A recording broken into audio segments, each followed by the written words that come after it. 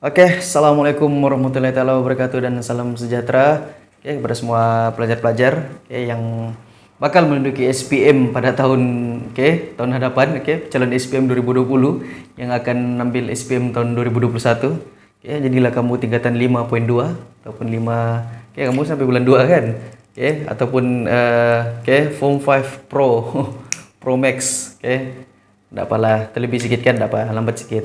Janji kamu ada peluang untuk belajar, jadi cikgu buat video ini untuk kita ulang kaji santai, belajar sejarah, jadi dalam bab video kali ini cikgu akan cerita tentang bab 4 pula, jadi kita punya pembelajaran berdasarkan soalan, soalan struktur kertas 2 daripada modul D5 itu yang JPN Sabah bagi tu. Kalau yang budak Sabah tu dapatlah kan modul D5 tu. Boleh download saja, Google saja modul sejarah, modul D5. JPN Sabah, Tapi siapa yang sudah ada modul ini dan sudah print out, sudah diberikan oleh guru Anda, Anda boleh jawab teruslah sambil dengar terus jawab, jadi kemunculan tamadun Islam dan perkembangan jadi Mekah. Jadi ini cerita pasal Nabi Muhammad, sebelum kelahiran Nabi Muhammad sampailah Nabi Muhammad wafat. Jadi bab 4, 5, 6. Jadi ada 4 bab nih, cerita tamadun Islam.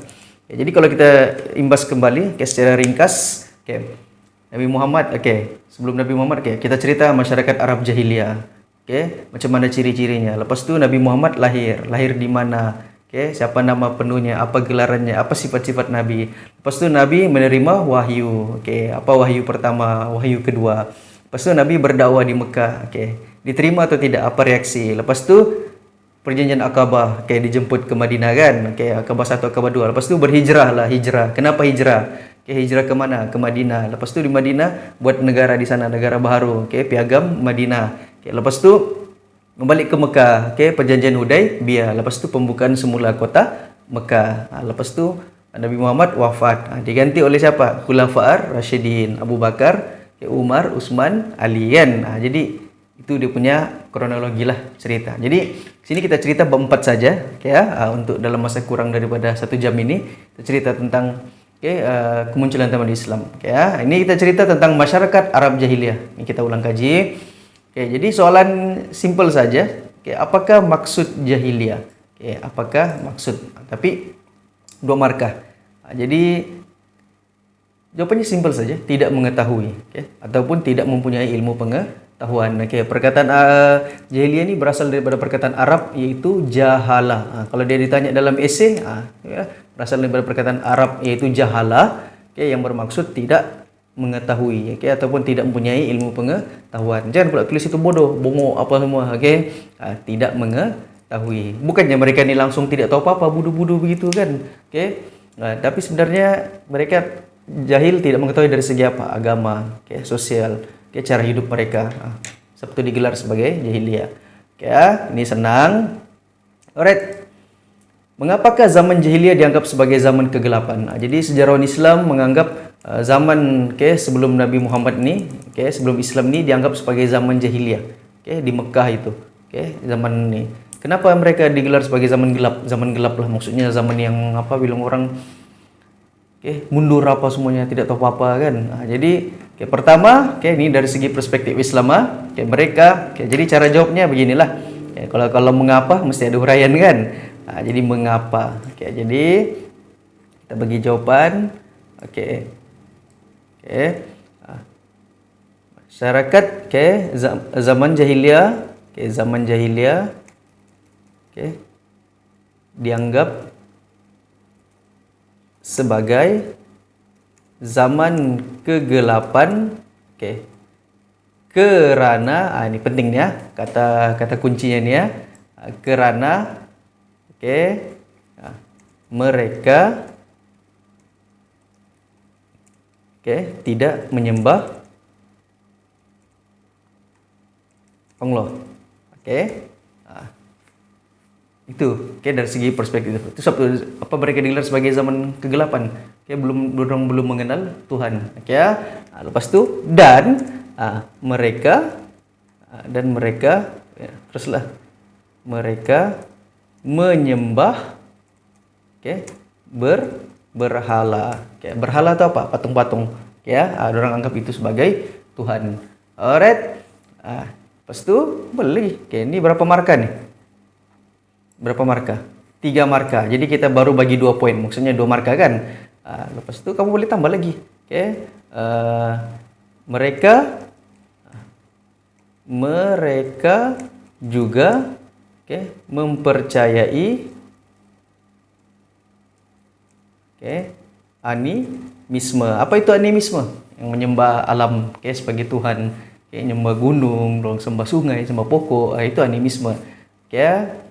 Boleh juga kita tambah lagi. Dan kehidupan mereka kucar kacir.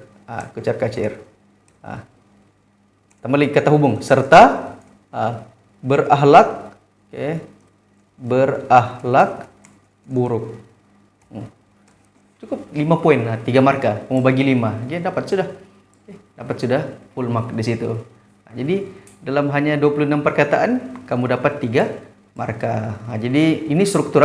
Jangan kamu berhabis di situ hurai panjang-panjang macam isi panjang gitu kan. Masyarakat zaman jahiliyah dianggap sebagai zaman kegelapan karena mereka tidak menyembah Allah Tuhan yang satu, pencipta alam apa semua. Lepas itu kamu jangan mereka juga menyembah berhala, patung-patung ini begini. Jadi dia kalau struktur ini dia simple tapi padat. Simple tapi dia padat. Kita mau bagi poin saja yang penting. Dan juga huraian yang perlu. Alright. Seterusnya settle. Kenapa? And then nih soalan. Nyatakan 3 kesan sekiranya masyarakat mengamalkan. Nih dia minta kesan. Alright. Kesan kepada siapa? Masyarakat. Kepada masyarakat. Jadi apakah kesannya bila masyarakat mengamalkan amalan jahiliyah? Tapi sebelum tu macam mana masyarakat jahiliyah nih? Apa yang orang punya ciri-ciri? Ini kamu tambah dalam nota kamu ataupun kalau kamu sudah ingat kamu refresh balik sendiri. Masyarakat jahiliyah nih dia punya ciri-ciri kita bagi kepada 3. Pertama yaitu politik, kedua sosial dan juga ekonomi. Pertama dari segi politik, orang punya pentadbiran. Jadi mereka ini hidup dalam keadaan yang berpuak-puak. Mereka ada orang punya walaupun semuanya Arab situ, Arab, bangsa Arab, tapi mereka ada orang punya puak sendiri, ada klan sendiri. Kalau kamu tengok cerita Naruto kan, ada kan dia punya klan kan. Ada apa? Ada Uzumaki, ada apa? Ada Hyuga, ada Uchiha, ada Senju kan. Jadi mereka ni ada orang punya puak-puak sendiri. Jadi mereka ni dalam setiap puak ni digelar sebagai kabilah. Kabilah. Orang punya kabilah, kabilah Arab ni mereka diketuai oleh seorang pemimpin. Dia digelar sebagai syekh. Syekh ni orang yang kaya biasanya, yang kuat, yang pandai berpidato, pengaruhnya kuat. Itu. Dan satu kabilah ni, dorang ni semua ni, dorang ni berkeluarga lah semuanya. Kabilah yang besar, satu puak yang besar. Kalau kamu tengok cerita Naruto, begitulah lebih kurang mempunyai kehidupan berpuak-puak. And then lepas tu dari segi dorang punya ekonomi, dorang punya kegiatan ekonomi utama mereka ialah banyaknya memang mereka berdagang juga. Tapi dorang punya yang jahatnya nih, dorang dalam berdagang nih, dorang amalkan yang menipu, riba, penipuan timbangan. Lepas tu mereka juga bangga kalau dapat merompak kabilah-kabilah yang lain, pedagang-pedagang yang lain. Jadi merompak tu ibarat satu profession yang halal bagi mereka. Merompak. Orang yang berdagang di padang pasir tu kan, orang lalu kan dari tempat lain dorang merompak. Then dari segi sosial, cara hidup mereka, orang jahiliyah ni memanglah tidak ni jauh sudah terpesong daripada kehidupan beragama. Sebelum ni di Mekah tu tempat Nabi Ibrahim kan. Jadi masih adalah orang yang ikut ajaran Nabi Ibrahim, itu orang agama Hanif. Islam juga tapi lahir sebagai golongan Hanif. Hanif maksudnya lurus. Lepas tu dorang ni majoriti di Mekah tu sebelum Nabi Muhammad ni dorang menyembah patung berhala. Dari mana dorang belajar tu? Dorang belajar daripada yang Rom punya tamadun-tamadun lain di sekitar mereka tu. Jadi kehidupan mereka ni sangat teruk. Lepas tu dorang biasa mabuk tu biasalah. Dorang suka minum arak, berjudi adalah hobi mereka, berzina, yang pelacuran tu kan, itu adalah perkara biasa bagi mereka. Then eh, pada zaman jahiliyah ni, okey ya, kedudukan wanita sangat rendah. Okey ya, wanita ni dianggap sebagai macam bilang orang sebagai pemuas nafsu saja bagi lelaki. Okey, dan orang boleh kahwin sesuka hati mereka. Berapa banyak pun. Okey, dalam sehari mau kahwin 10 kali pun tidak ada masalah. Okey, mau kahwin cerai suka hati. Jadi wanita tu kan dengan binatang sama level saja bagi mereka. Okey, orang tidak hormat kepada wanita. Jadi kecuali kalau yang wanita-wanita yang golongan bangsawan tu, barulah yang kaya-kaya ni. Tapi kalau yang orang biasa, mereka sangat dihina. Itu kedudukan wanita dalam zaman jahiliyah ni. Okey ya. Jadi apa kalau kita bandinglah dengan kehidupan sekarang kan. Okey, dah boleh je kita kutuk-kutuk sangat orang jahiliyah ni kan. Apa yang mereka buat jahiliyah ni yang zaman masyarakat zaman kita ni tidak buat. Okey, zaman jahiliyah tu apa? Orang merompak. Zaman kita pun merompak juga. Kan? Lagi teruk kan. Okey, apa lagi? Zaman jahiliyah apa? Minum arak. Kita lagi teruk. Sudah minum arak, memandu, mabuk, langgar orang mati lagi kan. Yang melanggar tak mati pula kan. Lepas tu apa lagi? Judi. Judi lagilah. Zina lagilah.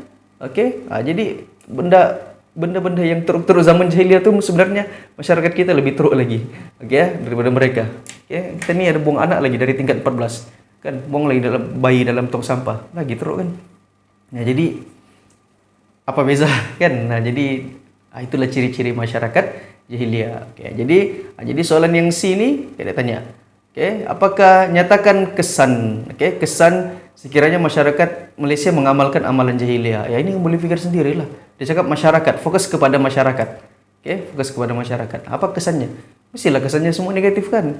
Huru-hara, tidak aman, okey. Lepas tu orang satu lagi jahiliyah ni, dorang ni semangat perkauman tu, orang ni berpuak-puak kan. Dorang ni resis dorang tu sangat tinggi. Kalau Arab dipanggil as-sabiyah. Semangat as-sabiyah tu resis. Jadi dorang punya semangat perkauman ni sangat kuat lah. Okey, tak boleh sampai tahap tak boleh kahwin dengan kabilah yang musuh ni kan, yang tak mengamin dorang tu. Okey, memang sangat resis. Okey, orang Arab jahiliyah ni, zaman jahiliyah. Ya. Okey ya. Nah, jadi kalau kita amalkan begitu, itulah perpaduan, jejas. Ini soalan, kalau keluar soalan ni SPM free kamu dapat full mark. Ya. Jadi and then soalan yang di ini pula, bagaimanakah kita dapat membasmi amalan jahiliyah dalam kalangan masyarakat hari ini? Jadi kalau ini apa? Bagaimana nih membasmi ini? Ini lebih kepada apa? Langkah kan? Apa langkah? Jadi kalau langkah fokus. Siapa? Pertama, kerajaan. Apa kerajaan boleh buat? Kedua, kecil sikit, masyarakat. Apa masyarakat boleh buat? Seterusnya, siapa lagi? Sekolah. Sekolah. Apa cikgu-cikgu di sekolah boleh buat? And then di rumah, ibu bapa. Apa ibu bapa boleh buat? Jadi pikirlah. Ibu bapa beri didikan agama kan di sekolah, buat program. Kerajaan menguatkuasakan undang-undang. Ibu bapa menanamkan nilai murni. Jadi ini soalan-soalan yang kalau keluar nih memang free kamu full mark nih. Baiklah, Arab inilah yang keluar. Ya, terlalu senang. Alright. Seterusnya, kepribadian dan kerasulan Nabi Muhammad. Jadi ini kita cerita pasal kelahiran Nabi Muhammad 12 Rabiul Awal tahun Gajah. Kenapa dia tidak sebut tahun berapa? 1400 berapa? Tahun 5 ini tahun sekitar tahun 600 Hijrah kan? 600 Masih. Jadi 500 hingga 600 Masih. Jadi apa yang berlaku sih? Dorang tidak guna nombor kan? Orang cakap tahun Gajah. Zaman dorang ni, dorang tidak peduli pun tarikh. Dorang ni budaya keilmuan dorang ni zaman orang Arab jahiliyah ni memang dorang mundur lah dari segi pendidikan, memang mundur. Tahun pun dorang tidak kira sangat. Jadi Nabi Muhammad merupakan insan terpuji yang menerima wahyu daripada Allah semasa bertahan di Gua Hira. Jadi ini dia bagi fakta. Nabi Muhammad menerima wahyu. Wahyu ni bilang orang utusan daripada Tuhan. Yang disampaikan melalui siapa? Malaikat Jibril. Jadi ceritanya beginilah kan. Kalau yang muslim ni tahu lah kan ceritanya kan, kamu belajar. Nabi Muhammad ni kan dia hidup, dia lahir di tengah-tengah masyarakat jahiliyah tu. Dia ni Bani Hashim, dia punya atuk pun orang kuat di Mekah. Jadi Nabi Muhammad lahir. Jadi masa kecil Nabi Muhammad ni hidup secara normal. Cerita dulu. Nabi Muhammad masa dia dalam perut, masa dalam kandungan, bapaknya meninggal. Masa dia kecil kan 5-6 tahun begitu, ibunya pula meninggal. Aminah, Siti Aminah. Lepas tu dipelihara oleh atuknya. Atuknya pula meninggal. Lepas tu dipelihara oleh pakciknya. Jadi Nabi Muhammad, dia berkahwin, dia umur 25 tahun berkahwin dengan Siti Khadijah, seorang bilang orang jutawan lah, dia seorang ahli perniagaan, yang kaya. Jadi Nabi Muhammad ni kawin bila umur 40 tahun. Nabi Muhammad dia berfikirlah kan, dia berfikir macam mana begini kehidupan masyarakat begini, kenapa begini kan, kenapa kucar kacir begini, kenapa kita tidak menyembah Tuhan. Jadi Nabi Muhammad ni hobinya dia suka naik ke Gua Hira, naik bukit sikit, orang mendaki bukit, dia suka bersendiri-sendiri di Gua Hira tu. Jadi di situlah malaikat Jibril datang menyampaikan wahyu, surah Al-Alaq tu kan, sampaikan wahyu kepada Nabi Muhammad. Jadi itu first time Nabi Muhammad berjumpa dengan malaikat Jibril. First time jumpa tu terkejutlah kan, tiba-tiba kenapa tiba-tiba ada benda begini bercahaya ni datang jumpa kan, tiba-tiba memberikan satu ayat yang tidak difahami maksudnya kan. Jadi dia pun itulah tanda-tanda Nabi Muhammad dipilih sebagai seorang utusan Tuhan. Jadi di mana? Di Gua Hira. Kalau ditanya di manakah Nabi Muhammad menerima wahyu pertama? Di Gua Hira. Jadi Nabi Muhammad ni seorang yang sangat bilang orang baiklah akhlaknya. Kalau di seluruh dunia ini sebagai seorang muslim, Nabi Muhammad adalah manusia terbaik, manusia terbaik yang pernah wujud, yang pernah diciptakan oleh Tuhan di muka bumi ini. Tiada lagi lepas tu kan. Daripada Nabi Adam sampailah Nabi Muhammad yang terakhir, Nabi Muhammad adalah nabi yang terakhir dan terbaik, manusia terbaik yang pernah wujud. Jadi apakah sifat-sifat Nabi Muhammad? Jadi golongan agama, para sejarawan Islam, jadi merumuskan bahwa Nabi Muhammad ni ada 4 sifat utama dia. Pertama yaitu siddiq. Siddiq, bahasa Arab, yang bahasa Melayunya berkata benar. Kenapa digelar sebagai siddiq? Nabi Muhammad tidak pernah menipu, walaupun bergurau. Dia bergurau main-main pun tidak pernah yang menipu. Kan, yang bilang orang tidak pernah yang prank-prank orang dengan penipuan, kan, tidak pernah kasih April Fool orang, tidak. Nabi Muhammad sentiasa berkata yang benar. Jadi bila Nabi dari kecil lagi orang percaya dengan Nabi Muhammad. And then kedua amanah. Amanah maksudnya dipercayai. Amanah. Sampai sifat Nabi Muhammad ni, kalau orang Arab sana kan, dia suka kalau orang mau keluar berdagang kan, orang ada barang-barang berharga di rumah kan yang tidak boleh ditinggalkan, yang perlu dijaga. Jadi orang suruh Nabi Muhammad jaga kan. Orang ada emas sikit, tolong simpankan ya. Nabi Muhammad jaga. Kalau emasnya satu uncang tu kan, Nabi Muhammad jagalah. Walaupun orang tu tidak kaitan pun dengan Nabi. Nabi Muhammad orang dipercayai. Jadi orang pun sentiasa menggunakan Nabi Muhammad ni untuk menjaga barang-barang mereka. Minta tolonglah. Yang ketiga yaitu tablik. Tablik ni maksudnya menyampaikan dalam bahasa Arab. Biasa kita ada tengok jemaah tablik kan, janggut-janggut, pakai jubah putih, pakai serban kan. Tablik tu kan orang datang rumah ke rumah kan, mengajak orang ke masjid kan. Itu menyampaikan. Jadi tablik maksudnya menyampaikan, sentiasa menyampaikan kebaikan. Itu sifat ketiga. Sifat keempat iaitu fatanah. Fatanah ni bijak sana. Walaupun Nabi Muhammad tidak sekolah, Nabi Muhammad tidak pandai membaca, tidak pandai menulis, tapi Nabi Muhammad mempunyai IQ yang sangat tinggi, yang bijak. Tapi macam mana Nabi Muhammad boleh pintar macam-macam benda ni? Memang dia belajar daripada sekelilingnya, pemerhatiannya. Lepas tu siapa lagi yang ajar Nabi Muhammad? Malaikat Jibril. Nabi Muhammad diajar oleh malaikat, kita ni diajar oleh manusia ya kan. Jadi siapa lagi pintar kan? Memanglah Nabi Muhammad lebih pintar kan. Jadi fatanah iaitu bijak sana. Jadi siddiq, amanah, tablik, fatanah. Itu 4 sifat Nabi Muhammad. Senang saja. Dia cakap senaraikan. Kalau senaraikan terus direct tulis.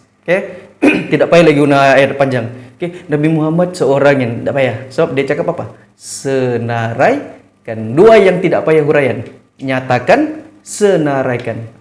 Dua tu ingat tu tidak pilih. Itu saja. Tapi yang lain kena hurai panjang-panjang. And then B. Wahyu pertama dan kedua yang diturunkan kepada Nabi Muhammad. Ini kena hafal jugalah. Namakan. Jadi kalau namakan sama level dengan nyatakan tadi tu. Bagi direct.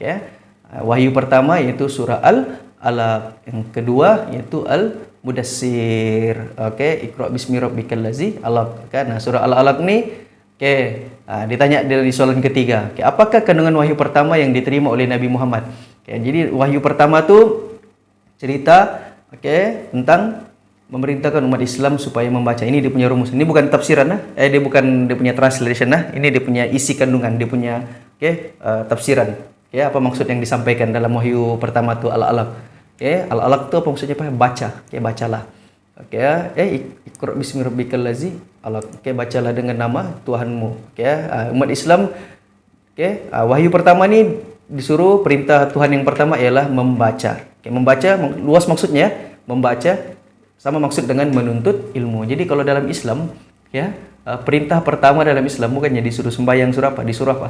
Menuntut ilmu. Oke, suruh membaca, menuntut ilmu. Jadi maksudnya kalau orang yang belajar, pergi sekolah mencari ilmu, maksudnya dia sedang menjalankan perintah Tuhan. Dia dapat pahala lah. Jadi kita pun sekarang tengah belajar nih kan. Ini sebenarnya kita sedang mematuhi ajaran ya, Islam yang pertama, yaitu menuntut ilmu. Oke ya. And then apa lagi? Kedua, titik tolak perkembangan tamadun manusia. Maksudnya di sinilah daripada sampainya surah ini al-alaq ni, wahyu pertama ni kepada Nabi, di situlah bermulanya bermulanya titik permulaan perkembangan tamadun Islam ya, yang disebarkan oleh Nabi Muhammad. And then ketiga apa? Menggalakkan menambah ilmu, buat kajian, melahirkan bangsa berilmu, mencapai kejayaan. Jadi dia lebih kepada apa? Membaca, berilmu, pendidikan. Itu isi kandungan surah pertama. Ya. Yang disampaikan wahyu pertama dalam Islam yang diterima oleh Nabi Muhammad. Alright, seterusnya yang dijelaskan kepentingan wahyu kedua kepada wahyu kedua pula surah Al-Mudassir. Jadi dalam wahyu kedua ni Nabi Muhammad dibagi tahu direct bahawa Nabi Muhammad kau insan yang terpilih untuk menyebarkan agama, menyembah Allah kepada seluruh masyarakat dunia. Jadi Nabi Muhammad dilantik sebagai nabi. Nabi Muhammad dilantik sebagai nabi lah, sebagai utusan Tuhan melalui surah yang kedua ini. Jadi Nabi Muhammad dalam surah kedua ini disuruh apa? Dilantik sebagai nabi, lepas itu disuruh apa? Menyampaikan ajaran Islam kepada masyarakatnya yang jahiliyah ni. Bayangkan kau tiba-tiba sendiri, kan tiba-tiba datang malaikat sama kau, suruh sampaikan, suruh mendidik masyarakat kau ni, kan suruh ubah masyarakat ni. Macam mana? Kan peliknya tu kan, kau sendiri tiba-tiba orang tengah mabuk-mabuk, kan kau mau ajak pergi menyembah Tuhan. Kalau orang dia minum arak, larang ni susah kan? Jadi mesti ada caranya. Jadi itu kepentingan surah ni, karena jadi rahmat seluruh alam. Apa-apalah ini. Inilah adalah permulaan kepada tugas Nabi, yaitu menyebarkan ajaran agama. Alright, ini kita ulang kaji saja. Alright, seterusnya penyebaran Islam di Mekah. Jadi Nabi Muhammad pun menyebarkan Islam.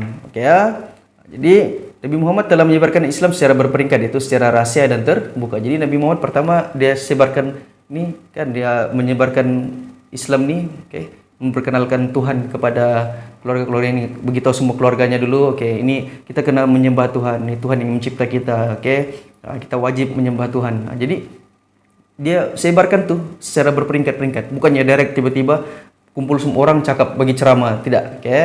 Dia mulakan dulu secara rahsia. Rahsia ni underground lah, kan. Maksudnya siapa-siapa lah orang-orang kawan-kawan rapat. Pertama isteri Nabi lah dulu, kan, of course lah isteri Nabi, kan, Khadijah. Khadijah terima, so dia cakap mustahil Nabi Muhammad menipu, tidak pernah menipu. Lepas tu kepada siapa lagi? Keluarga-keluarga baginda yang lain, pada sahabat-sahabat yang lain. Sahabat pertama siapa? Abu Bakar. Jadi soalnya, mengapakah penyebaran Islam pada peringkat awal dilakukan secara rahsia? Kenapa rahsia? Yang pertama yaitu Islam baru dikenali. Kamu jawab begini, Islam disebarkan secara rahsia pada peringkat awal kerana Islam masih baru dikenali. Kedua, penganutnya masih sedikit. Jadi kita baru mau mula, kan. Jadi memanglah masih sedikit, kan. Jadi sebab itu dibuat secara rahsia. Kalau kau sudahlah sikit, kan, tiba-tiba kau buat secara open, apa berlaku? Kan orang akan kecam kau, orang akan tentang kau. Jadi bahaya. Jadi kita benda macam ni kena pelan-pelan. Kita mau mengajak orang ke arah kebaikan ni, dia kena slow-slow. Bukannya kau nampak orang mabuk terus kopi tampar itu, jangan minum marah. Mana boleh begitu, kan? Biarpun kau kuat. Jadi dia kena slow-slow, sikit-sikit. Itu rahsia. Alright.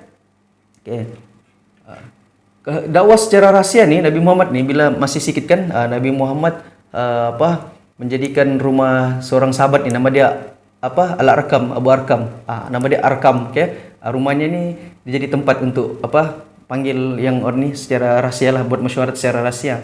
Nabi Muhammad ajar tentang Islam, macam mana mengenal Tuhan.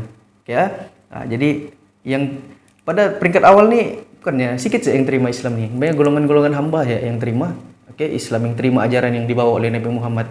Ya. And then lepas tu bila makin ramai yang menerima Islam, makin ramai orang-orang hebat, terutamanya Abu Bakar, Umar, Utsman yang menerima Islam. Jadi Nabi Muhammad memutuskan untuk menyebarkan Islam secara terbuka, secara open lah. Ya. Jadi macam mana secara terbuka tu maksudnya? Ya. Macam mana dia buat secara terbuka? Maksudnya dia tidak sembunyi-sembunyi lagi lah, kan? Bukannya lebih ketuk-ketuk pintu rumah orang malam-malam, beritahu begini, ajar begini, mesyuarat secara sulit, bukan lagi. Dia buat secara open. Jadi bagaimana? Nabi Muhammad berdakwah. Caranya ialah Nabi Muhammad berdakwah kepada keluarga baginda, keluarga Abdul Muttalib, atuknya. Ya, setelah diperintahkan oleh Allah, malaikat Jibril bagi tahu, buat dakwah secara terbuka. Pertama dakwah kepada dia punya bukan atuk, dia punya pacik, Abdul Muttalib, dia punya keluarga atuknya, keluarga Abdul Muttalib. Jadi and then ada yang terima, ada yang tidak terima, tapi dia punya pacik, Nabi Muhammad tidak menerima Islam, walaupun pacik Nabi yang jaga dia dari kecil, tapi dia tidak sempat mati sebagai seorang Islam. And then mengadakan musyawarah. Musyawarah ni mesyuarat lah. Nabi Muhammad buat musyawarah secara besar-besaran. Tapi sembunyi-sembunyi sudah. Panggil semua orang. Kita buat musyawarah. Macam mana untuk menyebarkan Islam lagi. And then mengadakan ceramah. Kumpul semua orang ceramah. Jadi kumpul semua orang di tengah kota. Nabi Muhammad cakap kuat-kuat. Macam mana tentang Islam. Mengajar tentang Islam. Of course lah ramai yang tidak terima kan. Dia menerangkan tentang Islam. Lepas tu orang ramai di Bukit Safa. Nabi Muhammad satu hari ni dia panggil orang semua berkumpul kan di Bukit Safa ni kan. Jadi tujuannya untuk apa? Untuk menyampaikan agama, untuk menerangkan tentang Islam kepada penduduk masyarakat ni Arab ni di Mekah tu. Jadi orang pun pergi lah, ramai orang pergi sebab orang tahu Nabi Muhammad ni orang yang bagus. Dia tak akan menipunya kan. Dia memang bagus. Jadi orang pun ikut. Lagipun Nabi Muhammad banyak sumbangan kepada Mekah kan, orang-orang situ. Dia orang pergi. Jadi dia bila Nabi Muhammad sampaikan Islam, mengenalkan kita kenalah menyembah Tuhan kita. Kita segera tamatkan aktiviti-aktiviti ni, amalan-amalan yang jahil ini. Terus Nabi Muhammad dimaki, diludah, dilempar lagi. Jadi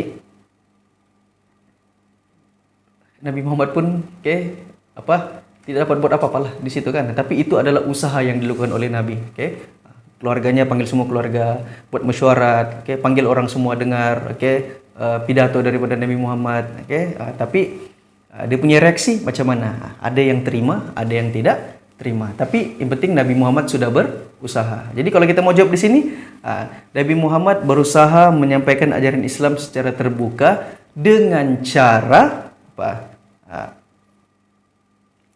berdakwah kepada kaum keluarga. Keluarganya besar, ramai keluarga, pacik kan, paciknya keluarga pada atuk, keluarga sebelah bapa, sebelah mama kan. And then membuat mesyuarat. Seterusnya Nabi Muhammad juga mengadakan musyawarah dengan orang-orang yang baru memeluk Islam. Lepas tu Nabi Muhammad juga selain itu Nabi Muhammad mengadakan ceramah.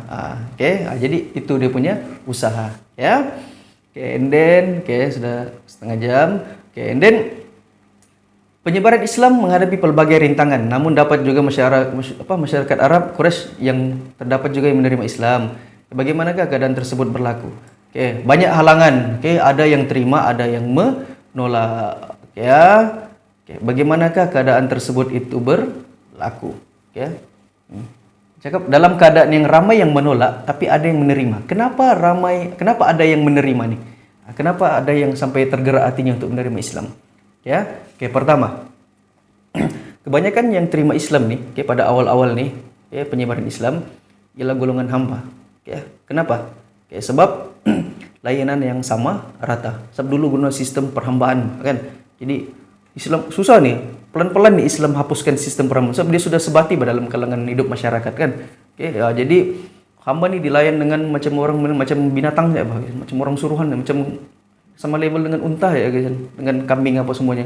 Jadi golongan hamba ni bila dia dengar Islam melayan semua orang sama rata. Tidak beza pun, semua sama rata.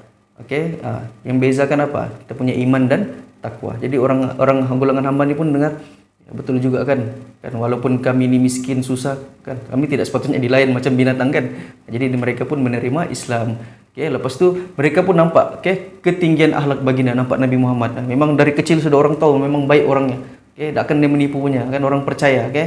Jadi memang sebab itulah orang menerima Islam. Seterusnya apa lagi? Kebijaksanaan Nabi Muhammad. Nabi Muhammad pandai cakap, pandai memuju, pandai menerangkan bagaimana buat perbandingan, jelaskan bagaimana apa yang baik, apa yang buruk. Itu kebijaksanaan Nabi Muhammad. And then Nabi Muhammad tidak memaksa. Kalau orang tidak memaksa, kalau orang tidak mau terima, terpulanglah. La ikrah fid din, tidak paksaan dalam agama. Nabi Muhammad tidak memaksa orang yang bukan Islam untuk memeluk Islam. Tiada jenis paksaan. Lepas tu Nabi Muhammad lebih guna kepada diplomasi. Kita benda boleh runding kan. And then menanamkan keimanan dan kesabaran. Pandai Nabi Muhammad menjelaskan, menerangkan, pandai menanamkan iman dalam setiap pengikutnya. Supaya hatinya tu kuat untuk mempertahankan agama. Jadi sampai ini Nabi Muhammad ni ini yang kita cerita menerima, tapi yang menentang ni ada yang menentang ni kan, sampai tahap ada yang meludah Nabi Muhammad, ada yang lempar sampah, sampai yang lempar tai lagi kepada Nabi Muhammad. Orang Arab jahiliyah ni memang perangai dorang teruk. Macam mana mau cakap dorang punya perangai teruk ni pun sampai tahap yang kerajaan Rom ni pun, kerajaan Rom yang berada di utara sana kan, tak mau ambil take over Mekah ni, tempat orang Arab Quraisy ni kan. Padahal boleh kan dijajah ya kan, tapi kerajaan Rom pun tak mau. So mereka tidak mau masyarakat Arab yang Quraisy ni, Mekah ni tidak mau bercampur dengan orang Rom. Kenapa? Sebab nanti perangai buruk orang Mekah ni nanti terjangkit pula sama orang Rom. Sampai begitu sekali. Sebab itulah tiada kerajaan besar yang mau menjajah Mekah tu pada zaman jahiliyah tu. Sebab perangai memang orang-orang Arab masa tu sebelum Nabi Muhammad berdakwah tu kan memang sangat teruk perangai dorang. Penipu, perompak kan, pemabuk, macam-macam lah. Memang teruklah perangai dorang. Sebab tu digelar sebagai masyarakat jahiliyah. Alright. Macam mana reaksi masyarakat Arab terhadap Islam? Pertama, ada yang menerima. Kenapa diterima? Tertarik dengan ajaran Islam. Begini rupanya Islam. Tertariklah. Kedua, persamaan taraf. Tidak semua orang yang sama. Semua orang sama taraf. Dan Rasulullah bijak, sama dengan yang tadi soalan yang sebelum ni. Lepas tu Nabi Muhammad menunjukkan teladan yang baik. Nabi Muhammad sentiasa menunjukkan akhlak yang baik kepada orang lain. Bukan menunjuk-nunjuk, memang sifat semula jadi Nabi Muhammad begitu.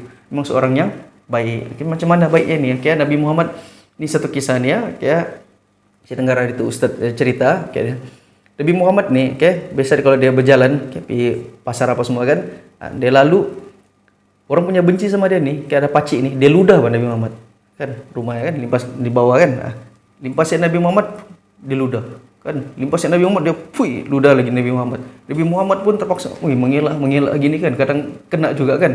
Jadi tiba satu hari ni Nabi Muhammad lalu depan rumah pacik tu Nabi Muhammad pun ready sudah untuk diludah kan. Tiba-tiba tiada pula. Jadi Nabi Muhammad pun heran, mana sudah orang yang selalu ludah-ludah saya ni kan. Jadi Nabi Muhammad pun ketuk pintu rumahnya, tanya kabar, mana sudah pacik yang ni yang selalu begini ni kan. Dia lah cakap mulu dah kan. Mana sudah pacik ni yang biasa tegur saya ni. Jadi bininya pun beritahu sakitnya. Jadi Nabi Muhammad pun masuk ke rumah melawat menziarah pacik tu, dengan tanya kabar, apa kabar pacik? Hendaklah dia sindir-sindir. Kenapa hendak meludah lagi hari ni? Hendaklah begitu kan. Tapi dia tanya kabar. Lepas tu Nabi Muhammad minta segelas air. Lepas tu Nabi Muhammad minta doa kepada Allah untuk disembuhkan penyakit pacik itu. Jadi pacik itu pun rasa macam terharu lah kan. Orang yang selama ni aku ludah kan, aku maki hamun kan, tema aku sakit, dia lah yang melawat aku kan. Orang lain yang ni tiada pun melawat. Jadi dengan contoh teladan akhlak yang baik macam itulah Nabi Muhammad ramai yang tertarik dengan ajaran yang dibawa oleh Nabi Muhammad. Jadi Islam ni asas perkembangannya ialah akhlak, sifat. Jadi orang kalau kita baik kan, orang pun akan ikut kita lah. Kalau kita jahat memang orang dah ikut kita kan. And then seterusnya, ini simple saja, boleh berjawab. Mengapakah masyarakat Arab menentang penyebaran Islam? Kenapa? Sebab kenapa orang Arab ni susah mau terima Islam? Sebab orang sudah terbiasa kan, dari nenek moyang lagi orang berapa generasi, menyembah berhala, percaya kepada animisme. Nampak gunung tinggi sikit disembah tu gunung, nampak pokok besar sikit sembah tu pokok. Macam-macam lah kepercayaan mereka yang pelik-pelik ini. Ada yang sembah patung ini, Tuhan ini, patung ini. Zaman jahiliyah ni sekitar Kaabah tu, di Mekah tu, Kaabah tu penuh dengan patung-patung. Ada beratus patung yang ada di situ disembah. Ini heran tengok macam mana. And then jadi pertama kepercayaan kepada Allah. Jadi orang tidak mau percaya kepada Allah, orang percaya tu kepada Tuhan mereka. Patung-patung tu. And then kedua, prinsip persementara. Orang Arab jahiliyah ni dia tidak mau dia punya golongan yang kaya-kaya di bangsawan ni, orang tidak mau taraf mereka sama dengan golongan hamba. Orang tidak mau, mana boleh kami orang kaya, kami golongan ni ahli politik, kami golongan saudagar kaya, kami mana mau sama level kan dengan orang lain kan. Jadi prinsip persementaraf itulah yang menyebabkan mereka menolak Islam. Orang tidak mau sama taraf dengan orang bawahan. And then ketiga, konsep persaudaraan Islam. Dalam Islam amalkan konsep bersaudara. Tidak kira kau apa kaum apa sekalipun, apa warna kulit pun, tidak kira apa bangsa pun, kita semua bersaudara. Tapi jadi orang Arab jahili tidak mau. Mana boleh, kami kabilah lain. Kamu kabilah lain. Walaupun sama-sama Arab tapi orang ni berpuak-puak kan. Jadi dalam Islam diharamkan berpuak-puak. Kita semua adalah bersaudara. Tidak kira lah kau hitam ke, putih ke, pink ke, kuning langsat ke, apa ke, hitam metalik ke. Contoh macam sahabat Nabi, seorang sahabat Nabi yang berkulit hitam, Bilal bin Rabah. Dia kulit hitam, dia punya hitam ni kan metalik bah, mengkilat bah. Kau senyum nampak gigi saja. Kan kalau ada tu pemain bola tu Chelsea, N'Golo Kante, begitu. Dia senyum nampak giginya, manis senyumannya. Begitu, lebih kurang begitulah. Diceritakan sifat Bilal bin Rabah. Tapi walaupun dia orang kulit hitam, dia bukan putih mancung macam orang Arab situ kan. Tapi Nabi Muhammad beri penghormatan kepada orang kulit hitam untuk menjadi muazzin yang pertama. Muazzin ni orang yang azan, tukang azan. Orang kulit hitam adalah yang pertama azan dalam sejarah Islam. Bukan Arab. Jadi jangan anggap Islam tu Arab, Arab tu Islam, bukan semua Arab tu Islam. Di Mesir saya ada 10 juta Kristen di sana. Tidak ada masalah, aman dia hidup kan. Jadi jangan anggap semua bukannya Islam tu Arab, Arab tu Islam, tidak. Islam ni untuk semua. Tidak kira lah kau Melayu, Cina, India, Arab ke, Eropah ke. Itu maksudnya. Persaudaraan Islam. Lepas tu larangan minum arak dan berjudi. Jadi kan Islam melarang minum arak, larang minum judi, berjudi, minum judi pula kan, larang berjudi. Itu adalah hobi mereka kan. Jadi sebetulnya mana boleh kan. Kami mau, masih mau lagi mabuk-mabuk kan, mau lagi berjudi kan. Jadi sebetulnya mereka menentang. Alright.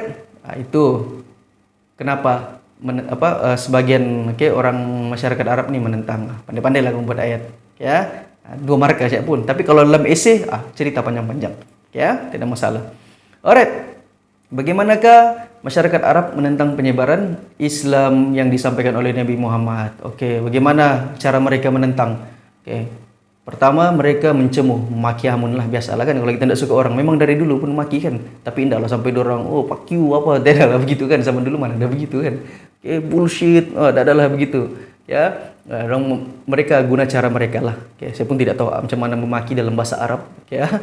And then mengganggu Nabi Muhammad beribadat. Nabi Muhammad solat. Nabi Muhammad solat. Nabi Muhammad dilempar tai, dilempar sampah apa semuanya. Kesian Nabi Muhammad. And then dipulaukan maksudnya orang menyisihkan Nabi. Sebelum ni Nabi Muhammad dihormati, dipuja kan, bilang ini bagus orang ni. Tiba-tiba Nabi Muhammad mengajak ke arah kebaikan, terus Nabi dorang pulaukan ni. Tak payah kawan sudah dengan Nabi Muhammad. Bukan Nabi Muhammad, seluruh keluarga kaum Nabi Muhammad tu dilarang ni, dipulaukan. Berapa tahun kesian keluarga Bani Hashim tu kan, keluarga Nabi Muhammad kan. Semua yang dari kaum lain kan tak mau berdagang, tak mau berkawan, tak mau bertegur pun dengan keluarga Nabi Muhammad. Bukan Nabi Muhammad, termasuk keluarganya sekali. Kesian dipulaukan. Tak boleh berniaga. Kalau mau beli pun tak boleh juga. Jual beli pun tidak juga. Jadi kepala apa tak lagi kawin kan. Nah, jadi kesian di pulau kan. And then meletakkan kotoran di tengkuk baginda, tengah sujud tiba-tiba diletakkan kotoran di ludah tu biasalah ya. Lepas tu ada juga guna main psycho kan, ada yang nampak Nabi Muhammad ni makin ramai pula pengikutnya ni, bahaya ni, jadi kita guna cara lembut lah. Ada orang panggil Nabi Muhammad, ada bagi Nabi Muhammad, kau stop lah sebarkan Islam, kami bagi kau duit, kami bagi kau perempuan cantik-cantik, ambillah semua ni, pangkat semua ni, kau mau kah? Tapi kau stop. Tapi Nabi Muhammad tolak lah lepas tu ada juga yang geng-geng ni mau bunuh Nabi Muhammad. Tapi dorang tak lah. Sebenarnya orang Arab jahiliyah ni dorang takut mau bunuh Nabi. Sebab Nabi Muhammad ni keluarganya ni berpengaruh di Mekah. Dia punya keluarga sangat berpengaruh. Sebab style orang sana ni, Arab jahiliyah ni, sana dorang berpuak-puak. Dorang boleh gara-gara satu orang, contohlah dua orang bergaduh dari dua kaum yang berbeza bergaduh. Gara-gara dua individu boleh satu puak tu bergaduh, berperang gitu. Jadi bahaya untuk bunuh Nabi. Jadi tapi ada juga komplot-komplot yang merancang untuk membunuh Nabi. Gitu cara mereka. Cuba untuk menentang yang ajaran yang dibawa oleh Nabi Muhammad. Jadi Nabi Muhammad ini dari keluarga yang berpengaruh, bukan cincai bukan orang sembarang nih Nabi Muhammad. Keluarganya ini keluarga bangsawan. Alright. And then seterusnya, apakah iktibar? Jelaskan iktibar yang boleh diambil daripada kejayaan Nabi Muhammad menyebarkan Islam dalam kalangan masyarakat Arab. Pertama, yaitu apa? Sabar. Kesabaran. Kita hendaklah sabar dalam perjuangan. Lepas tu kalau pengajaran apa? Kita haruslah. Semualah yang positif-positif daripada Nabi Muhammad ni, kamu boleh jadikan sebagai iktibar. Senang kan? Alright. Seterusnya kita pergi kepada inilah, ini masyarakat Arab jahiliyah. Ini soalan esei ni kan. Mengapakah masyarakat pada zaman tersebut dikenali sebagai Arab jahiliyah? Sama macam soalan tadi struktur tu kan. Ini coba ingat ya. Ini tidak menerima kebenaran, lepas itu tidak mengikut ajaran Nabi Musa dan Isa. Kan sebelum tu di Mekah kan ada Nabi Musa, Nabi Isa kan. Apa tu orang Kristen panggil Yesus kan. Jadi dorang tinggalkan sudah. Lama tiada nabi kan. Dorang tinggalkan sudah agama. Menyembah Tuhan. Orang tidak menyembah Allah, kehidupan kucar-kacir, sama macam tadi itu. Cuma apa bezanya struktur dengan esei? Kalau esei kamu kena bagi huraian, fakta dan huraian. Kalau struktur tadi itu, kamu bagi direct saja kan. Kalau apalagi kalau soal nyatakan. Jadi kalau yang esei ini kamu tulis panjang lagi. Buat dalam bentuk esei, buat dalam bentuk perenggan. Letak penanda wacana. Lepas itu apa? Ciri-ciri masyarakat jahiliyah: mundur, tidak bermoral, berjudi, minum arak, berzina, kedudukan wanita yang rendah, merompak, tidak percaya kepada Nabi, menyembah berhala, animisme, semualah. Ceritalah semua yang buruk-buruk. Memang itulah sifat mereka. Jadi apa lagi? And then bagaimanakah pengamalan ciri-ciri kehidupan masyarakat Arab jahiliyah menghalang pembentukan masyarakat bermoral? Jadi ini boleh bagi sendiri, boleh fikir sendiri kan. 8 markah nih. Jadi kamu kena bagi fakta dengan huraian. Contoh, perpaduan kaum terjejas. Macam mana perpaduan kaum terjejas? Itulah masyarakat Arab jahiliyah. Kabilah, guna sistem kabilah tu. Berpuak-puak kan, asabiyah. Lepas tu apa? Gejala sosial. Wujudnya gejala sosial. Sosial yang macam mana? Minum arak, judi kan, zina. Lepas tu apa lagi? Tiada pegangan agama. Jadi maksudnya kalau esei ni, kamu kena bagi tahu, kenapa? Apa? Contohnya apa? Macam mana? Itu bezanya. Alright.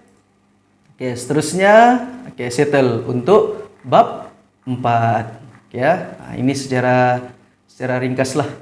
Bagaimana kemunculan tamadun Islam di Mekah, bermula dengan masyarakat jahiliyah sampailah dengan kelahiran Nabi Muhammad dan dakwah Nabi Muhammad. Diterima dan ditentang. Guys. Jadi rasanya itu saja untuk ini. Jadi kalau ada persoalan yang kamu tidak faham, tanya cikgu kamu. WhatsApp cikgu kamu. Sekarang musim PKP kan, susah habis sekolah kan. WhatsApp cikgu kamu. Jangan tanya saya. Saya bukan guru pakar dalam sejarah. Saya cuma berkongsi saja. Kecuali kalau memang pelajar saya lah, dia akan tanya kan. Guys, jadi itu saja untuk bab 4. Selamat mengulang kaji. Jadi bukan sejarah saja kan. Nah, ini ambil masa 1 jam untuk belajar sejarah, 1 hari 1 tajuk, tidak ada masalah kan. Jadi banyak subjek lain, ulang kaji juga subjek lain. Jadi ini saja ikhtiar alternatif yang cikgu boleh buat untuk bantu pelajar-pelajar SPM, subjek sejarah. Sebab tidak boleh pergi sekolah kan. Jadi selamat mengulang kaji. Good luck. Jaga diri, stay safe. Bye bye.